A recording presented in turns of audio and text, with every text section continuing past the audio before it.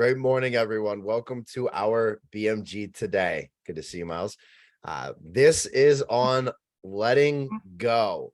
And this can be applicable in multiple forms, not limited to just business. This is on personal, and actually it's predominantly on the personal side. So you guys know I love my stories. I'm going to start with one of my stories. So this is a really simple one. And this takes place. There are two monks walking in the forest. There's a senior monk and a junior monk.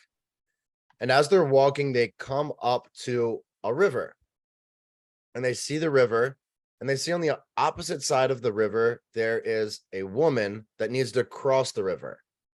So both of the monks walk across the river.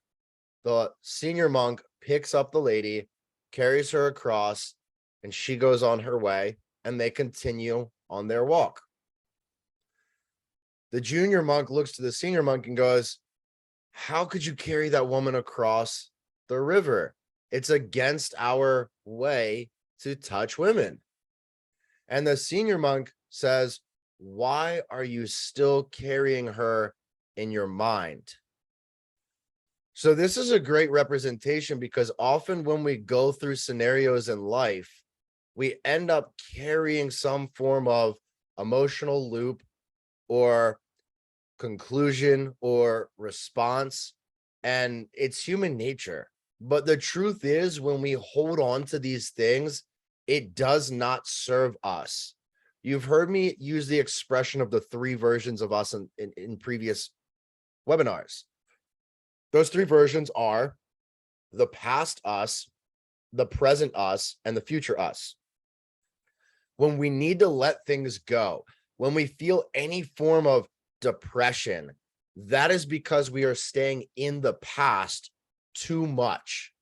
So this one can be applicable for a lot of different areas in life. Go ahead and use whichever is most relevant to you right now. And everybody really should have at least one example for this. So take a quick moment to think of an example. This is anything that you're holding on to. It can be a recent conversation.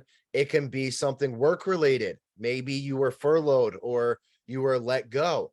Maybe it's an emotional memory, something that's very deeply rooted from your childhood.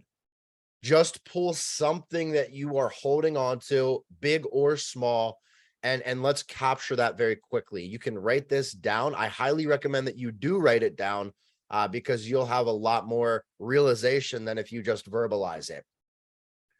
Carl Jung, love this quote. So we don't really heal anything. We simply let it go. And that is so true. It's not a matter of us healing what happened in the past. It's a matter of letting it go and not letting it affect you anymore. So if you guys can just give me a quick thumbs up when you have your example, and you don't have to share this, by the way, this is just for you. So you're not going to have to share this with anybody, but just so you have something. Awesome. Matt, good stuff. I realize I can't see everybody when I said that. Bob, Meg, awesome. Ashley, not on screen, but I saw it. I saw it in spirit. All right, awesome. So everybody has something. Okay, so again, use this as your example. Number one is accept it. Now, I have a whole exercise on self-worth. I'd be happy to share that with anybody.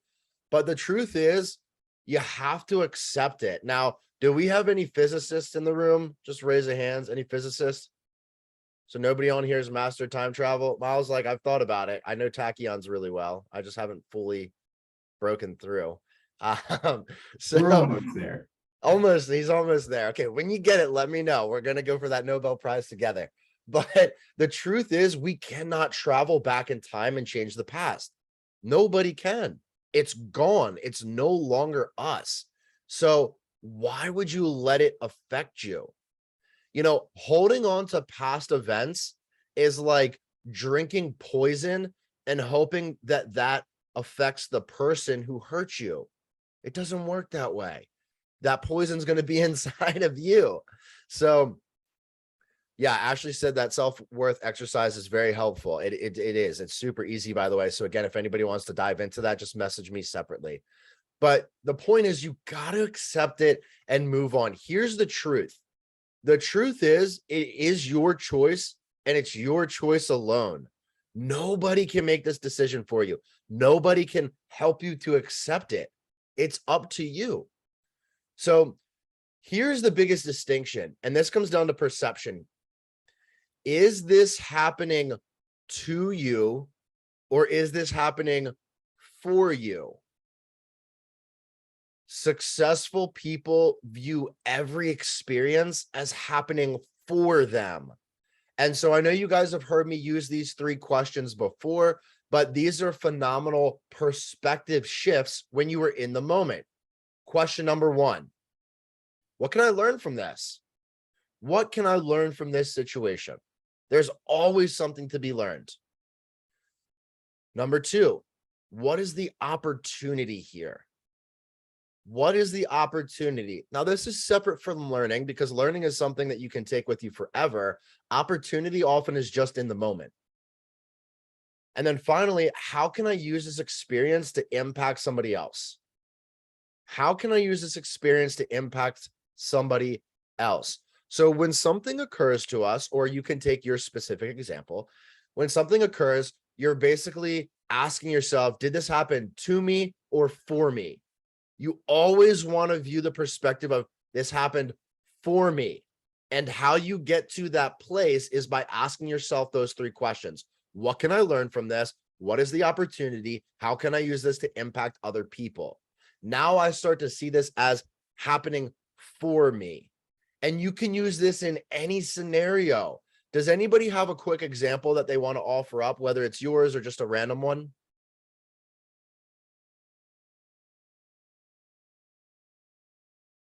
And just shout it out. I can't see everybody. Okay, so the biggest point is you want to have that recognition, right? You've got to accept the past. There's no use in beating yourself up. Let it go. You can't change it. Learn from it and move on. You can learn from everything. This is one of my favorite quotes. You are never too old for change, and there's never somebody too young to learn from. That is so true. We can learn from everybody, and too old is not a thing. Norman Vincent Peale was doing speeches and writing books well into his 90s. Okay? Anything is attainable, anything is possible. Is this happening to you or for you? So any questions, comments on this before we go to the next part? Or if anybody has an example, we'll run it through here. Well, of course, I'll speak up if nobody else wants to say anything, but if somebody else does, I'll let them go. It's just you just hit on so many points, because you know that we did this exercise with me just a little while ago. So you hit a couple of things there. You're never too old to learn from somebody, never know somebody too young, and that's you and I for sure.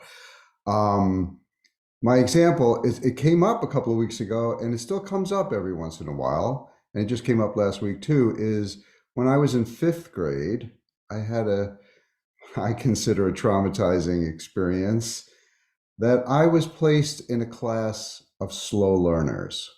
And way, way, way, way back when I went to school, that wasn't like today.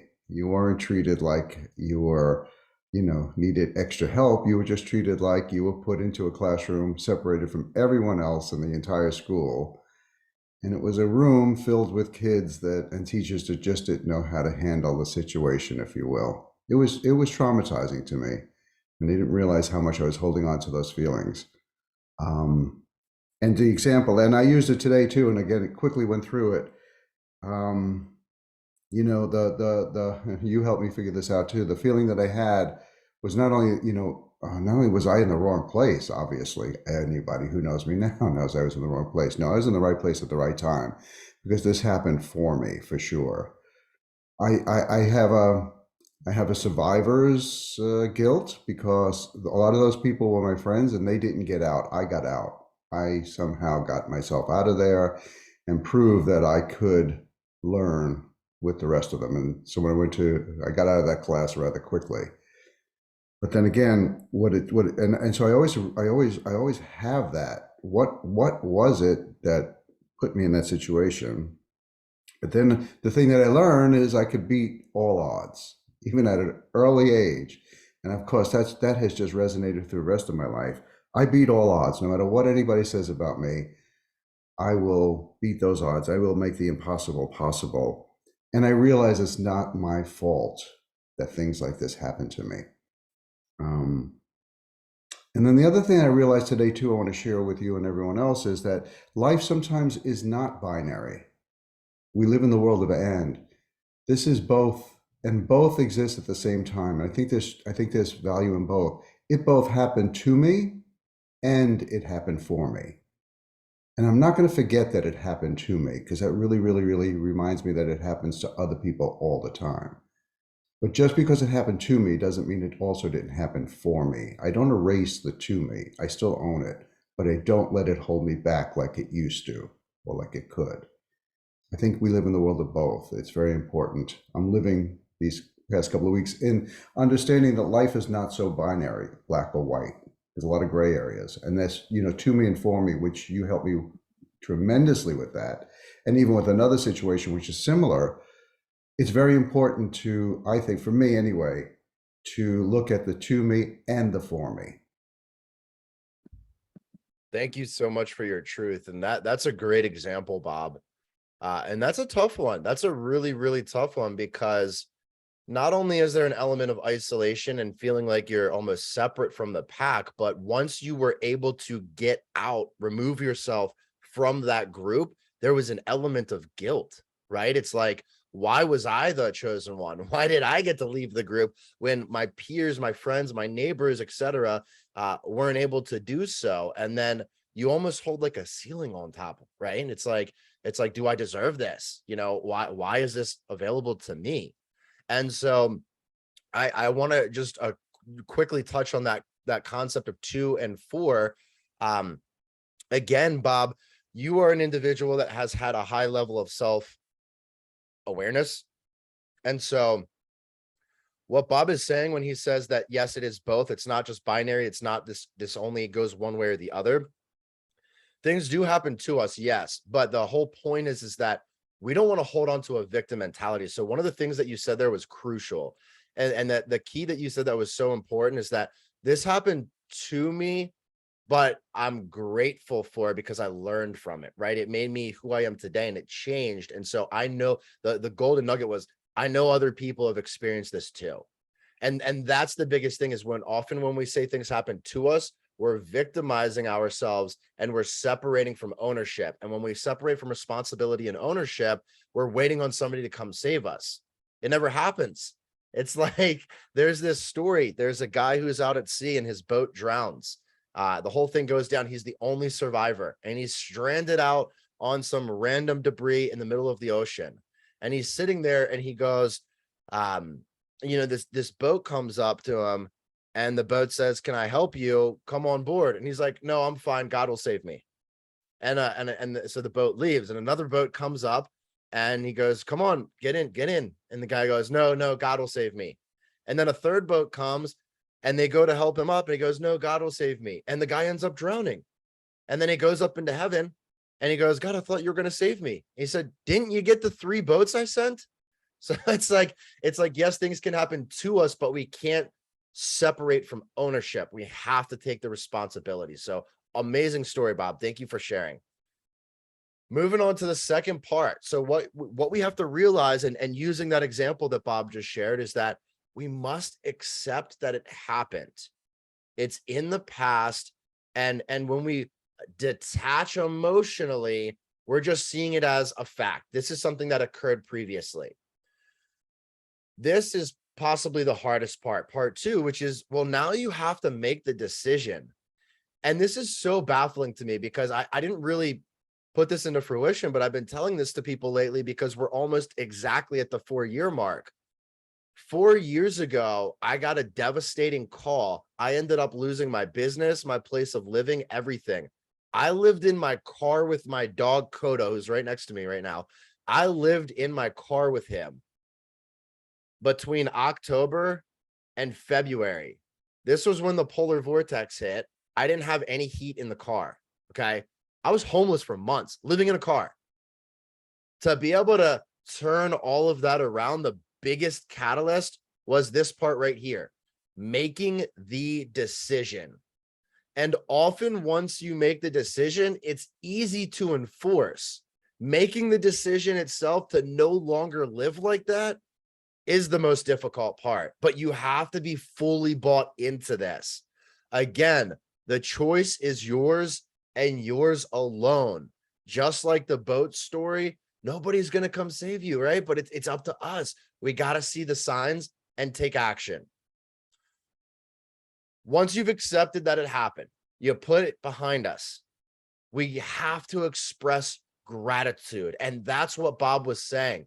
When he said that this happened to me, he didn't hold on to that victim mentality. It happened, but he was grateful for it. That is the biggest piece here. Because again, I'll tell it to you like this. I tell people my story when I'm in networking calls because that's why I do what I do. And I start to tell people this story and people go, wow, I'm so sorry that happened to you.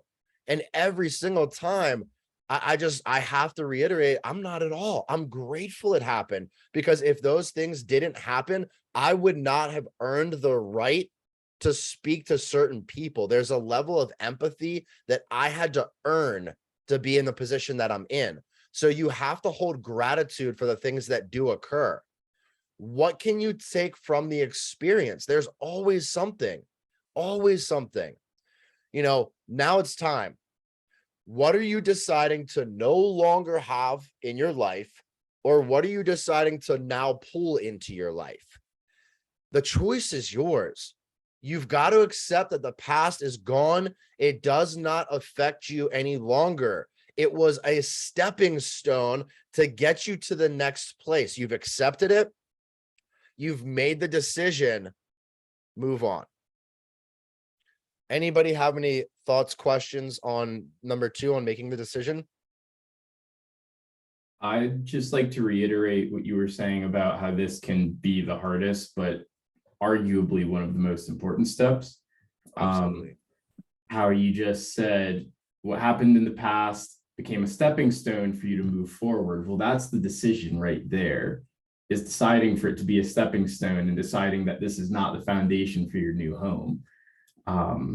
But so often I feel like you'll talk to somebody or you'll hear something, they're like, yeah, and this happened, but maybe I'll learn something from it. I'm sure I could learn something. And it's like, no, you have to say, like, I'm gonna take the lesson from this and I'm gonna move on, because they're stuck in this stage of almost uncertainty, and commitment and decision making becomes the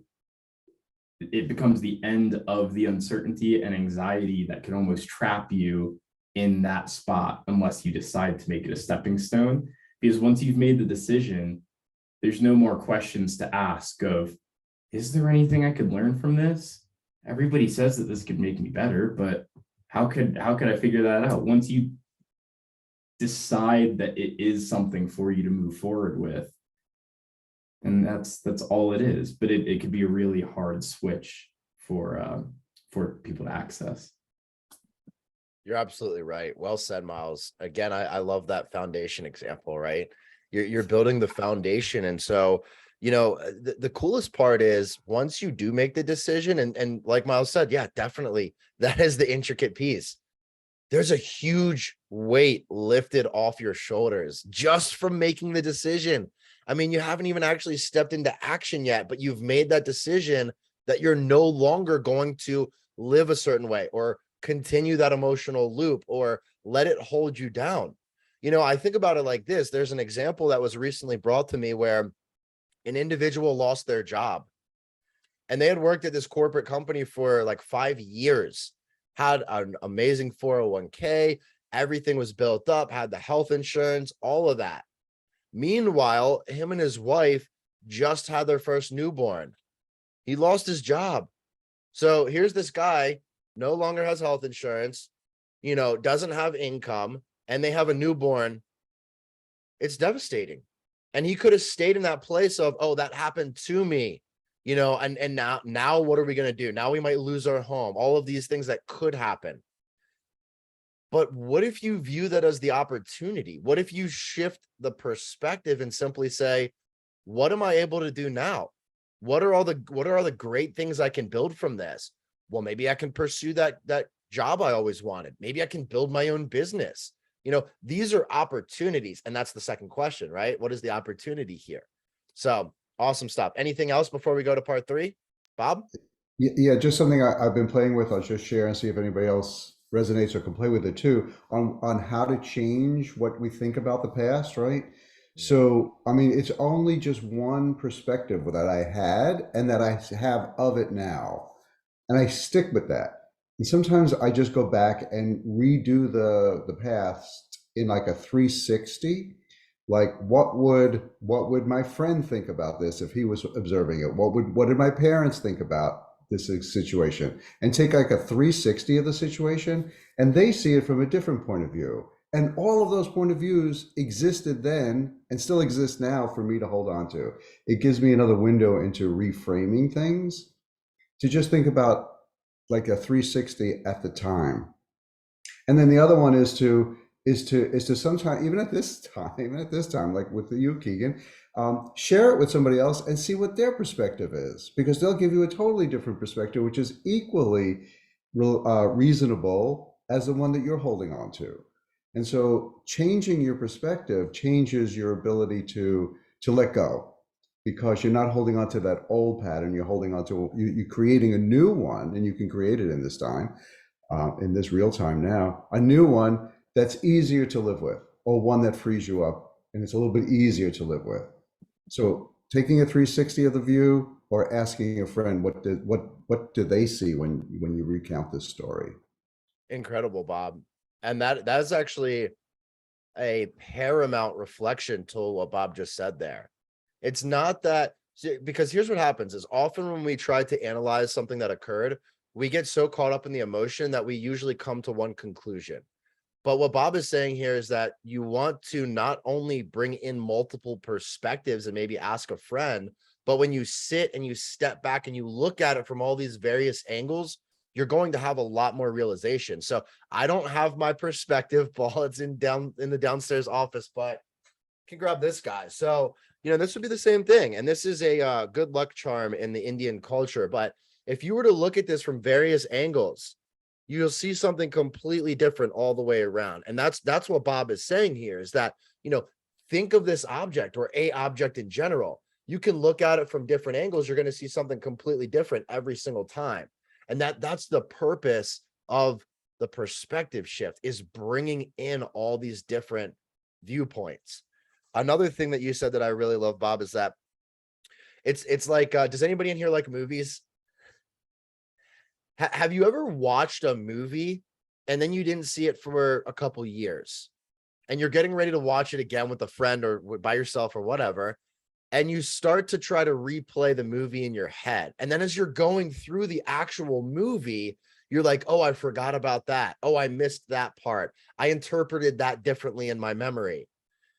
That is the exact same with any of our memories.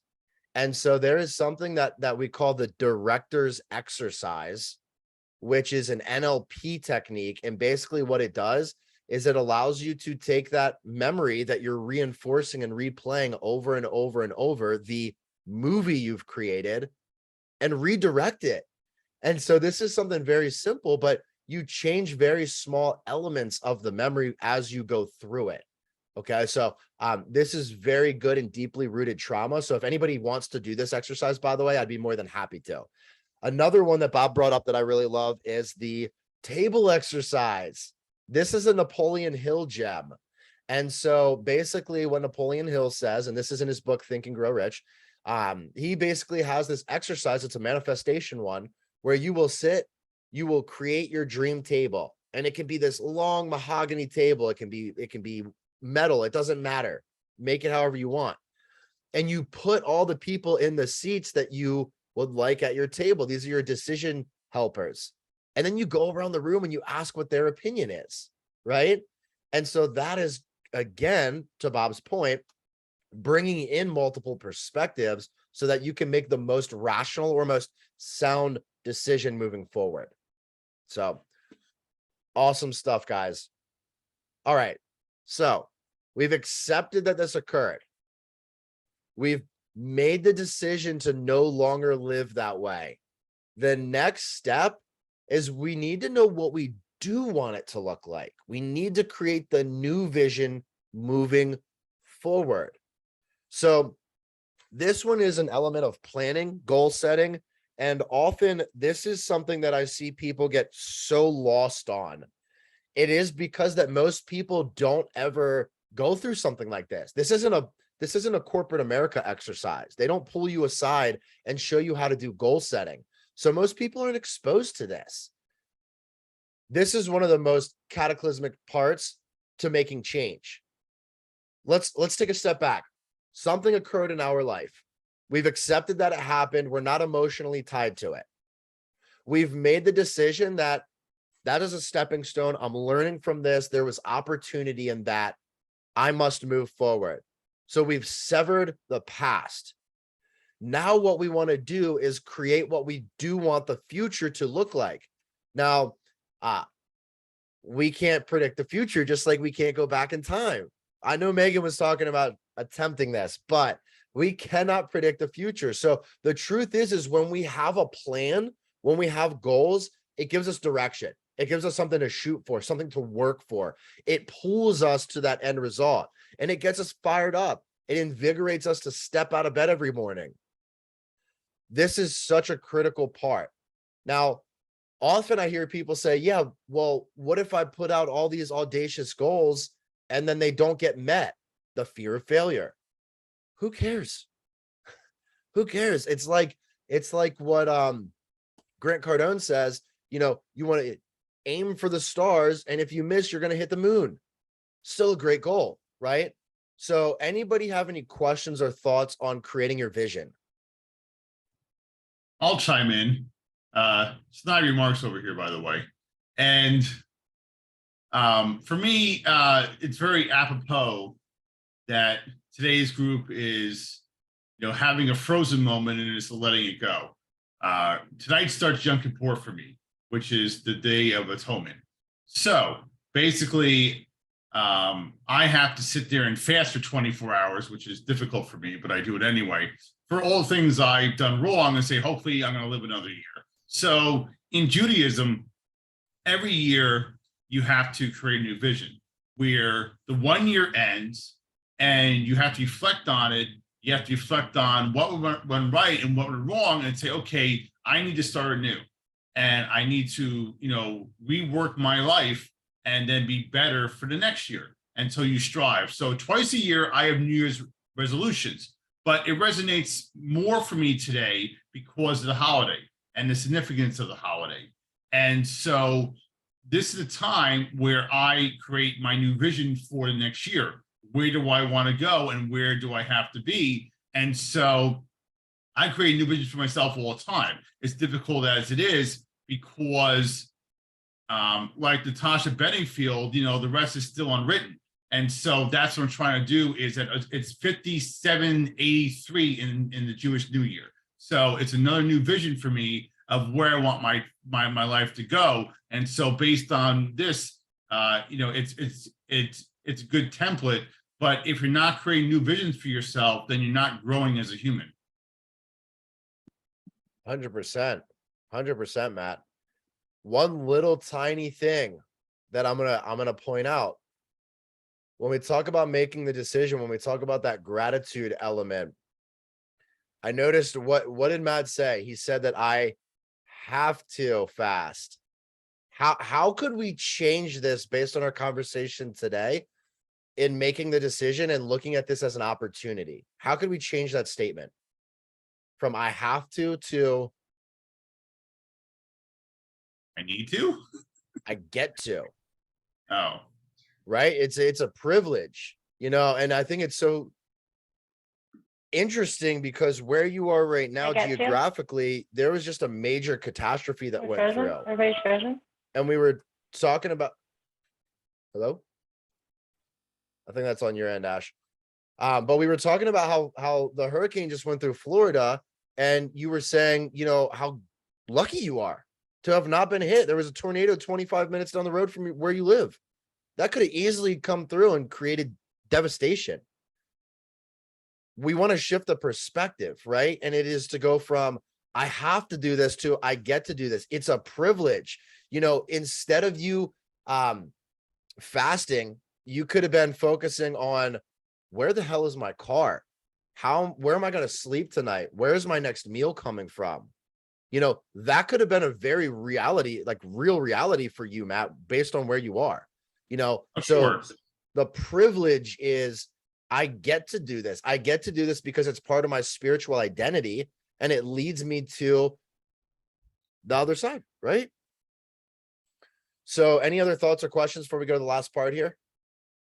Well, I just wanted to thank Matt for bringing that in, because I think I love the parallels between good coaching and religion. And that one definitely brings into that is such, you know, this Yom Kippur is such a perfect example of all of this. And the other thing is, it's not only that I get to do it, but I want to do it, and I want to fast because I know the fasting brings something to the exercise, if you will. It's really a true letting go of everything that you have, and then at the end realizing that you do get to eat again, and you do get to envision the new world, and you do get to do this all over again. And the fasting brings something to it. It's not I want to fast because it's part of the process. Absolutely. Absolutely. And that's another element that I think has been lost in our society is the process. There's so much demand for immediacy through. It's so interesting. I was watching a movie the other day, and this was a movie that took place at the very end of the 80s. And you know, there was corded phones. They didn't have cell phones at that time, or it wasn't common ground at least. So, I mean, think about that. If you were to go to call somebody and they didn't answer, you would do what? You would leave a voicemail and wait for them to call you back, which might have been the same day. Who knows? Maybe it was the next day. Maybe it was a week down the road.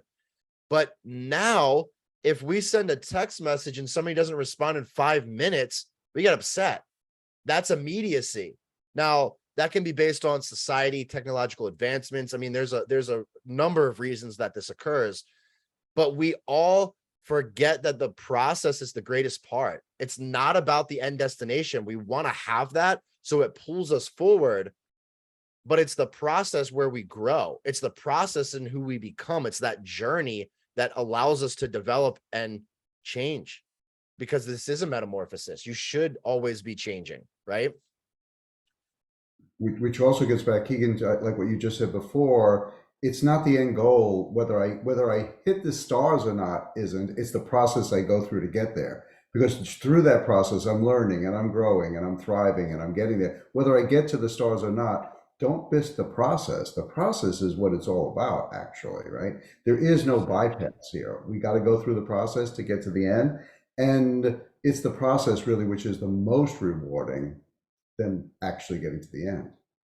You're absolutely right. And again, we talked about this the other 2 weeks ago, but that Pareto principle of the 80-20 rule, where we split 10% in the past, 10% in the future, 80% in the present.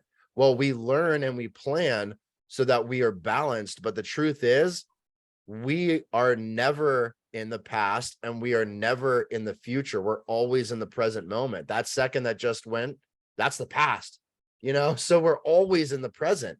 So you have to pull yourself back into those moments. Great conversation, by the way, guys. This is good stuff. I just want to add one more thing on living through the process of it all. And this is sort of bringing it back to step 1 and 2 of this entire conversation.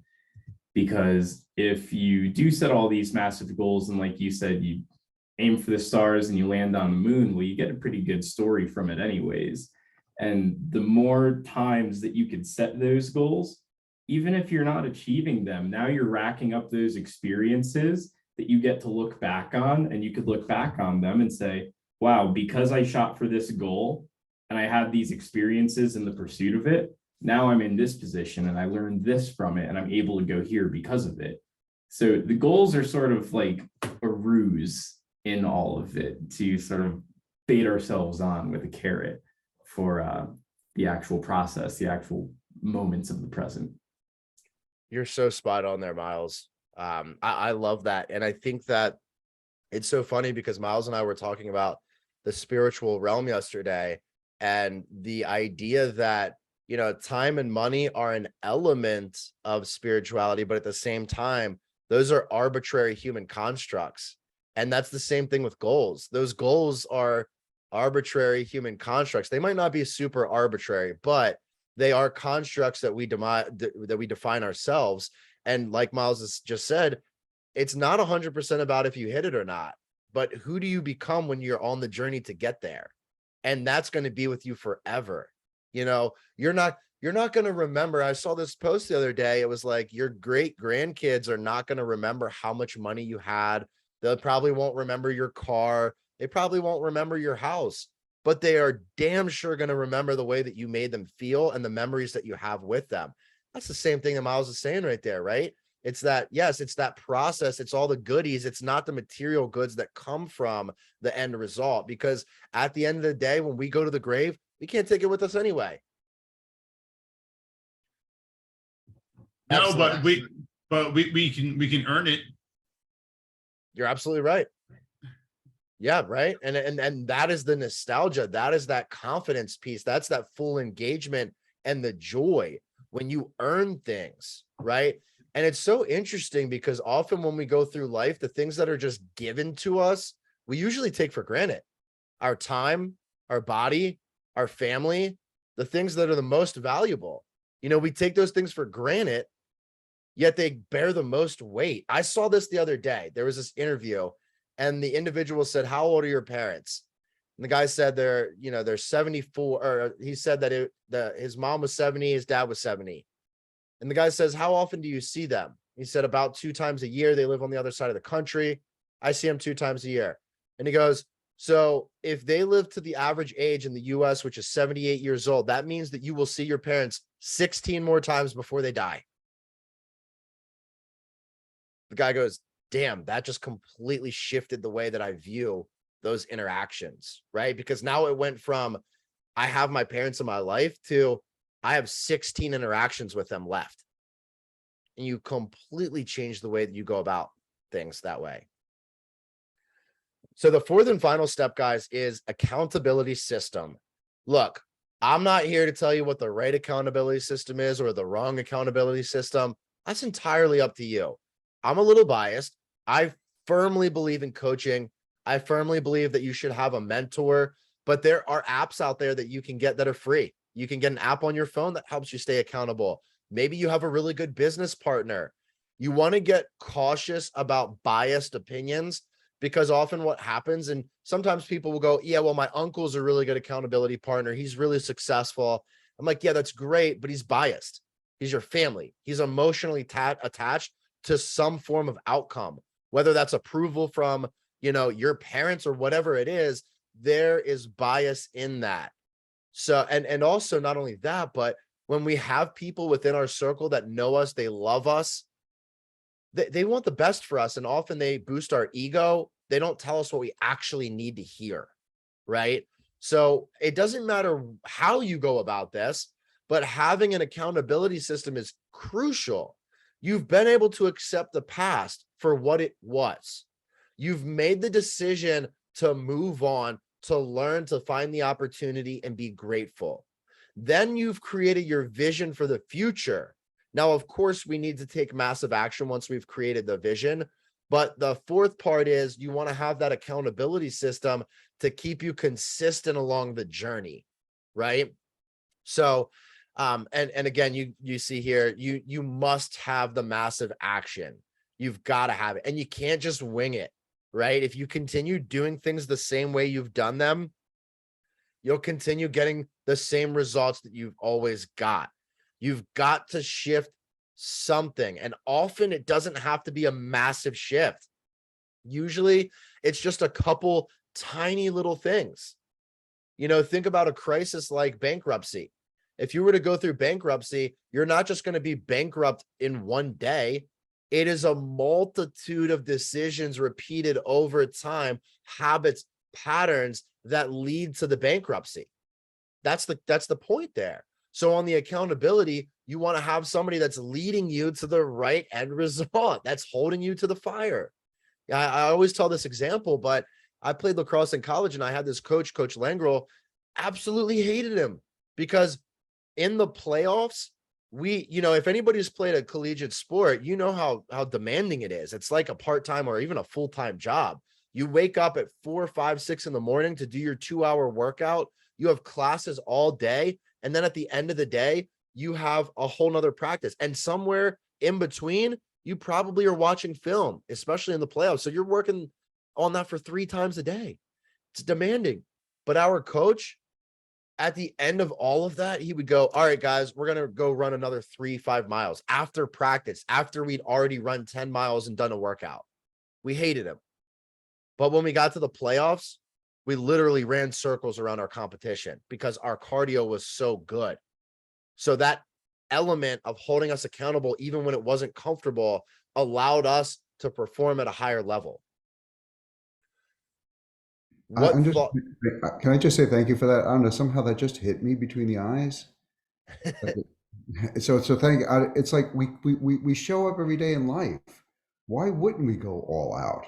Why wouldn't we be committed? What are we doing here? Why do we even show up here if we're not committed to living the best life that we can, making the most money we possibly can, being a better version of ourselves, doing something different, doing better than anyone else? Let's go. Preach. It's very easy, Bob. Change is scary. And for a lot of people, to have to make that change is like moving mountains. Tell me about it. Yeah. I'll tell you, I've shared with this group, I am the most afraid and scared person that I don't know if the most, but I am very scared of almost everything. Everything, every day I have to overcome. So what you see is the outcome of I know how scary it is. Believe me. So basically every day for you is Halloween? Yes. Okay. Well, it's a good thing it's coming up. So that must be your a new year. So but, I know. But you make a valid point. It is not easy. No, it's not easy. No, it's not easy. That's what Keegan's gets me is that an athlete has to do that, or somebody who does run a super marathon has to do that, step after step. But you know what? I forget you, Matthew. You too might, every single day that you have to get up and face this world is like a marathon for you, is like a super marathon. It's like, that's not easy for you. Just even to get onto this call is probably harder than it was for Keegan to go to the coach. I recognize that because I do that every day myself. It looks like an easy life, or it looks like but we are really fighting all of this all the time.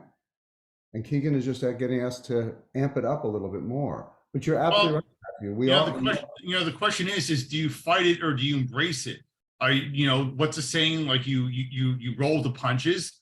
And for me, 4 hits very close to home for me, and not like golf 4 or anything like that. Is that I have so many narcissists in my life, and guess what their kryptonite is, and not 3 doors down. It's accountability. A narcissist will never want to be accountable for anything. They'll blame everything and everybody but themselves. So when you grow up with that and you deal with that bullshit, it humbles you. And so that's why I'm so accountable for myself, because I don't want to end up like most of my family. I don't want to end up like some of the clients I have who blame everything or me or something else for what they do or what they don't do. So there's so many people that don't have that humility to say, yes, maybe it's me. Maybe I'm doing something wrong. And so part of the new vision and accepting it and being able to create that vision is having the accountability. So the first 3 things in Keegan's Word document all correlate to the last one. And so that's really what it is. And even tonight with the holiday, that's about accountability for what you've done or not. So for example, I've gone out for food now where I'm actually sitting at the bar and I don't drink. So that to me is a huge change in my life. I never did that before. And I'm going out for more meetups and I'm going, out more. I'm going out to Utah in a couple of weeks. And I've never been to Utah before. So I'm definitely going out of my comfort zone. More importantly, I'm taking accountability for who I am and who I'm not. And when you have that, that is like the Willy Wonka and like the chocolate factory with the golden ticket, because not everybody can say, you know what, I fucked up. I made more mistakes. If I had $1 for every time I screwed up, I'd be able to win the Powerball the first time around. So when you have that humility, that to me is definitely a golden nugget, and you want to gravitate toward people that also have that level of humility, because you can't really teach humility. Either you have it or you don't. Drop the microphone. That's perfect. That's why I love hearing you from you. That was perfect. Thank you. That was great, Matt. I want to share a quote to to close that out. This is Bob Marley. So you guys probably have heard this one. Who are you to judge the life I live? I know I'm not perfect and I don't live to be. But before you start pointing fingers, make sure your hands are clean. And that comes back to the point that you were emphasizing on the humility, right? It's that often we want to look outwardly, but we first have to look in the mirror. And another thing that I want to address that is so crucial, change is inevitable. And also, change is constant. It's always occurring all around us. If you have any contention on this, I mean, you can look at COVID. That's like a clear example that affected everybody at the same time, right? That was a massive change imposed on everybody, and we had to adapt and deal with it. Humans are very adaptive creatures. We really are. But here's one thing that I want to also emphasize based on the amazing points that Bob and Matt were just sharing. Pain is inevitable, but there are two forms of pain. Now, again, the choice is yours, but you have to choose one of them. You can choose the pain of regret, or you can choose the pain of discipline. That's what we're talking about with the accountability system. That would be the element of discipline. Well, you can put it off, avoid change, avoid facing it. You can do this for weeks, for months, for years. You're going to live in massive regret. And that is going to be extremely painful. You won't have a ton of confidence in yours. I know, because I've been there. I'm not pointing this at anybody but myself. That regret weighs tons. It weighs tons. Or you can choose the pain of discipline, which only weighs ounces, but you have to contribute to it every single day. And that's the difference. You get to have pain on both sides, but do you want to have this massive sum of pain all boiled down to one form of regret? Or do you want to have these little tiny increments of pain that we call discipline that build you up to the person that you want to be? The pain is going to be on either side, but you're either going to have this lump sum of pain, or you're going to have to invest tiny little bits every day. I would really love to hear from Marley and Ashley or Megan on any thoughts, comments, snide remarks. Do you have an example that we can practice this on? Do you have any feedback? Do you have any accountability systems that have worked for you, or anything at all that you guys would like to share? I wanted to share, this is so crazy because when you were just on number 2, I was like, I was waiting to share this, but then I didn't have the opportunity. But it was basically on accountability. And for me, accountability was the most important at step 1 at the decision-making process. Like when I knew that I needed to make a really difficult decision, and at that time, because it was so crucial in such a moment of crisis, I knew I needed help. And so I was like, I knew I wanted to make a decision, but I was like, I need the accountability. So I am going to tell everyone about it. And then that's going to be the support that I need to get going. So I just wanted to point out that, like, it's okay if you need that. You know what I mean? Like, of course, perspectives and everything are important, but the accountability in your decision, like just speaking up and saying, this is the decision that I'm making. And I need your help to stick to it, because that can be such a powerful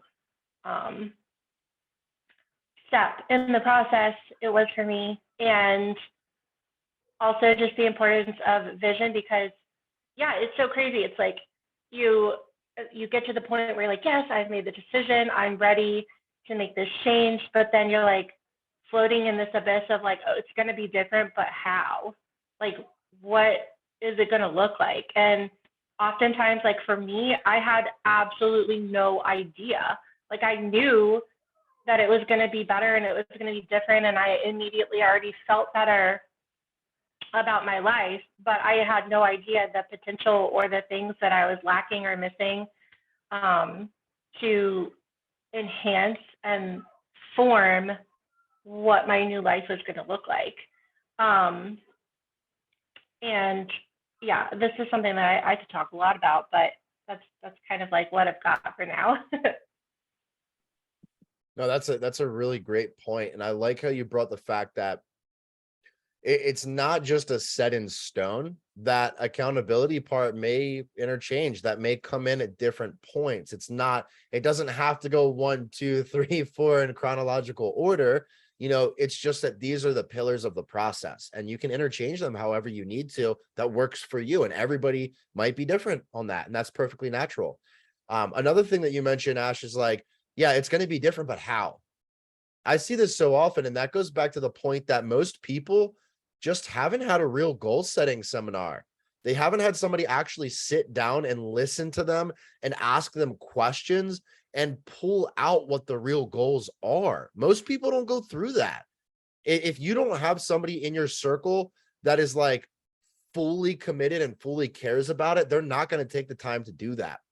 I see this come up all the time. I have several groups, and I ask them what topics they think that we should do webinars on. One that comes up like every single month is burnout. I hear it all the time. And I'm like, well, there are two major facets to this. One, you don't have a proper system of balance. Number two, you don't know what your vision is clear enough.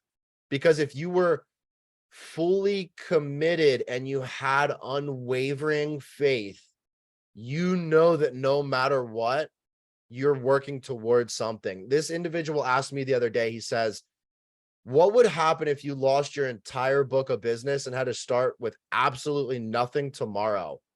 And I said, I would show up and do it, because I am so fully committed to the end result. I have so much unwavering faith and know that I'm placed here to impact people's lives. It doesn't matter. I'd find a way to get it done. It's a must for me. It's not a question. And because of that unwavering faith, you show up every day. Well, how do you get to that point? Like Ashley was saying, you have to have that vision. You have to know what it looks like, because you need to define that it is different than the past. Marlene, Megan, do you either of you have anything you want to throw in aside from that awesome shirt, Megan?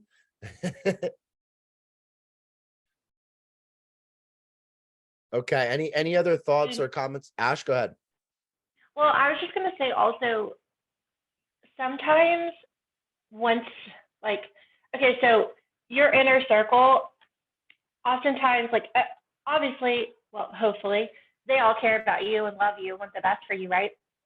But they're also focused on themselves. So they're not coming to you and asking you what your goals are. They're thinking about themselves. You know what I mean? Like, unless you specifically, like, were to say, I've been thinking I need to set some goals, then they'd probably be like, cool, what are you thinking? And then, you would go on. But like, with that, sometimes your vision ends up being something different than you think.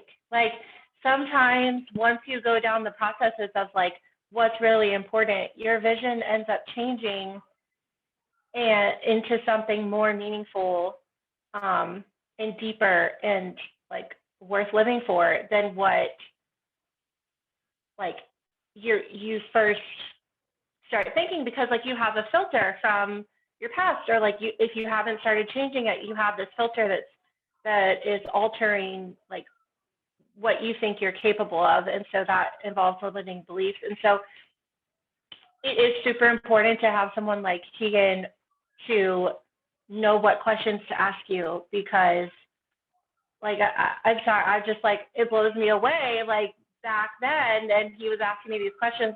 I remember reading over like all these categories. I'm like, I don't know. Like I felt so ridiculous, like writing down these answers, because I was like, I have no idea. No one has ever asked me this before. And I've just been in survival mode, trucking through life.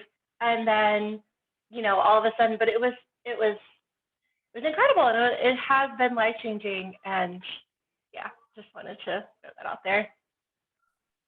Thank you, Ashley. No, I mean, you're so right though, because it's really interesting. I heard this concept the other day. I mean, this is based on what you were sharing, is that people are selfish, and it wasn't displayed in a negative connotation. It wasn't like, oh, people are out to get us and they're, you know, bad people. It was the fact that we all act to sustain our lives, It's which 10 o'clock. in essence is a selfish act, but it's also a part of survival. It's a requirement.